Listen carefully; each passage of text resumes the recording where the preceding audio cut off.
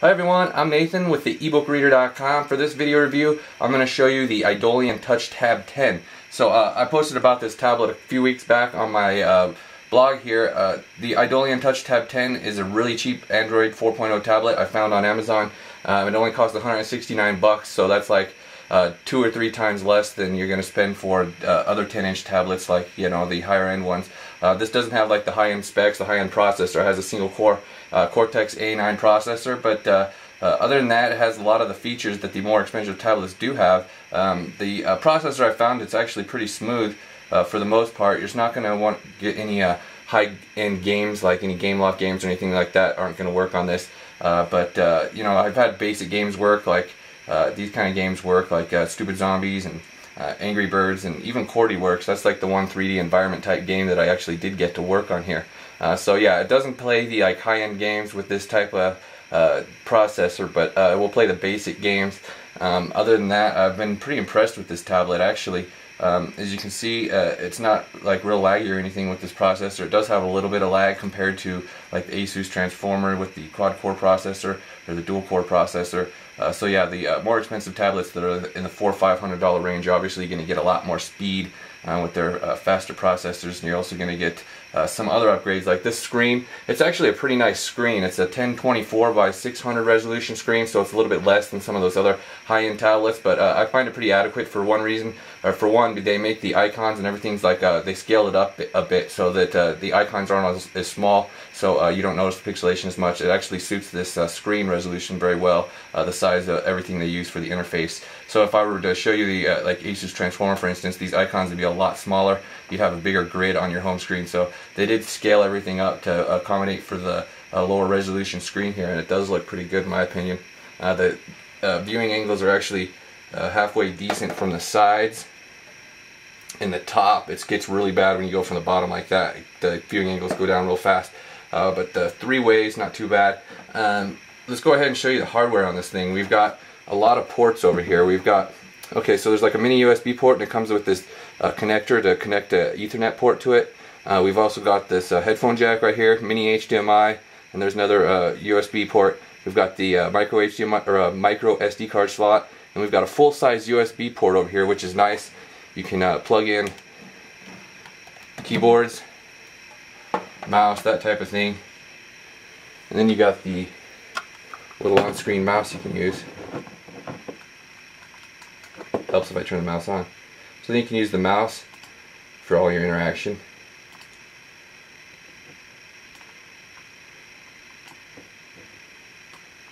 Same thing, you can use a keyboard to type.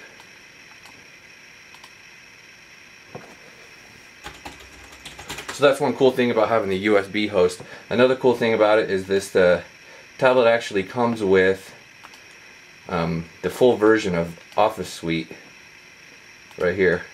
So you can actually use this to create documents, spreadsheets, and obviously read your other documents and spreadsheets as well. So that it's kind of handy having a full-size USB port if you want to do typing and stuff like that on here. Okay, aside from those ports, we've got the volume buttons up here on the top, and there's a camera shutter right here, which is kind of strange. There's a couple speakers back here, and that's pretty much it. There's a what else we have? There's a little LED right here, and it also has capacitive, because this tablet actually ran Android 2.3 Gingerbread when it was first released last fall, and then they updated to Android 4.0 back in February. So it still has these buttons right here you can use if you'd like. Actually, the menu button pretty much never works, but the other ones do. And then you also obviously have the on-screen ones as well, and it has a little icon for screenshots right there. It also has this little front-facing camera right here. The quality, as you would expect, isn't very good. A lot of budget tablets have cheap cameras, and this one is no exception. Okay, so the cool thing about this tablet is that it comes pre-rooted, and it has the Super User app pre-installed, and it also has the Google Market installed. And once you go into the Google Market, it'll update to the Play Store. So that's the cool thing about this tablet. You have full access to the Google Play Store. You've got your apps. You can go down here, download to your heart's content. So that makes it very easy to get things on here. I got all these apps set up already. Of course, with Android 4.0, you got the different widgets. I've got the Google apps installed, Google Reader, Google Apps work. As you can see, I got Google Maps installed. It's got a good setup as far as the Google apps work. You've got Gmail. You can install the other Google apps via the Play Store. you know, Google Plus, Google Talk, all that kind of stuff. So we've got the full set of Google apps, which is really nice. And then we've got some other pre-installed apps in here. It doesn't really come with a whole lot of pre-installed apps, but you do have like the regular setup. You got video, audio, all that kind of stuff. You've got YouTube. Okay, so when it comes to video, I've been having some little bit of problems with this device as far as streaming video goes, because it comes with Flash Player, but for whatever reason Flash Player doesn't work. You always just get the little icon. I tried uninstalling it, reinstalling it, and still it doesn't work. So there's some issue with Flash somewhere. There's also an issue with Netflix. Netflix, it doesn't show video. I mean, the sound and everything else works, but there is an issue with Netflix. I asked the guys at Idolian, and they said that they have a fix in the works for Netflix, so that should come down the road by the end of July by their estimates. So the online streaming video isn't the greatest as far as that goes right now, with Flash and Netflix not working. YouTube works fine, and there's also, you can play, the stock video player works fine for playing MP4s and stuff like that. I've tried some test videos and they do work fine as far as playing offline. It's just sort of the streaming that it does have some issues with. But it does stream YouTube videos quite well. This is the high quality and it looks fine.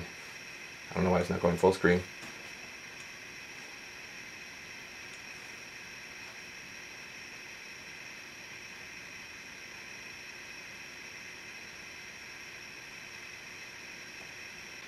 Okay, so like I was saying earlier, these type of games work well. Angry Birds, the side-scroll games that aren't real 3D intensive, these type games do work fine. It's the 3D environment games that I couldn't really get anything to work on here.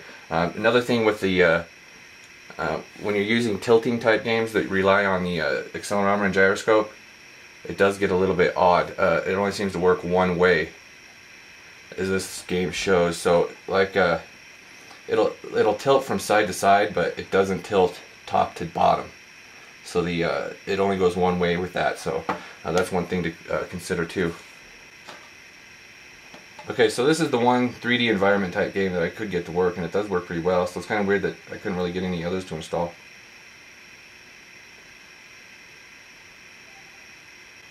So when it comes to e-reading, obviously you can install whatever app you want. So I got some news apps on here, Google Currents, and I've got the Kindle and Aldico and Adobe Reader. Adobe Reader used to be really lame for PDFs, but now it's really, really good. They updated it a little while back. It's got a bunch of features. So as far as e-reading goes, this is Google Currents. It sort of makes a cool visualization of my blog here. And we've also got, obviously you can install Google Reader. You've got all these other apps on here. So Adobe Reader installs and works well for PDFs. They updated this app a while ago. It's like 10 times better than it used to be. They've got a whole bunch of different features now, so this definitely works well as far as PDF reading goes. Different options as usual. So the Kindle app, it installs and it works well. They just updated this with 2-column landscape mode, so that definitely looks good on a 10-inch tablet like this. Aldico, of course, is another e-reading app.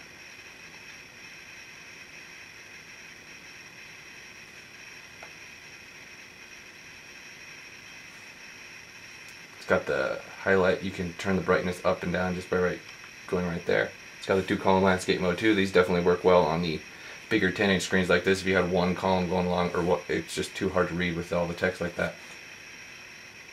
Google Play Music installs. It doesn't come with this setup. It just comes with the regular music player, but you can go ahead and install the Google Music if you would like. You can stream music from them or download your music from them. So offline video works fine. I tried this at test MP4 video and it plays smoothly.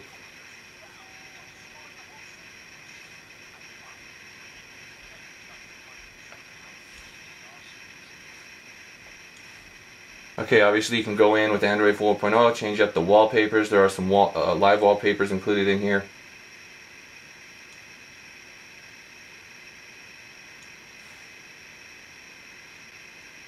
With the single core processor, the live wallpapers can kind of start lagging.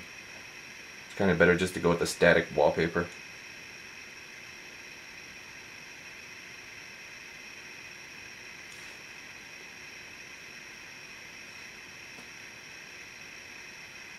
So it comes with 8 gigs of storage space, internal, and it's also got that micro SD card slot. You're going to need a micro SD card if you pick up this tablet because you have to have it to pretty much install apps. So So I'm going to go ahead and wrap up this review right now. I just wanted to give you guys a look at the Idolian TouchTab 10. It's not a bad tablet for $169 actually. It's a lot better than spending $400 or $500 for a higher end device if you don't have that kind of money. Obviously the single core processor isn't going to be as fast as those higher end devices, but as long as you don't need high end games and you don't need, like I said, Netflix isn't working right now, neither is Flash Video. Other than that, it's a pretty nice tablet. I've been pretty impressed with it so far. So check out the ebook reader blog. I'll have the full written review posted along with this video. Thank you for watching.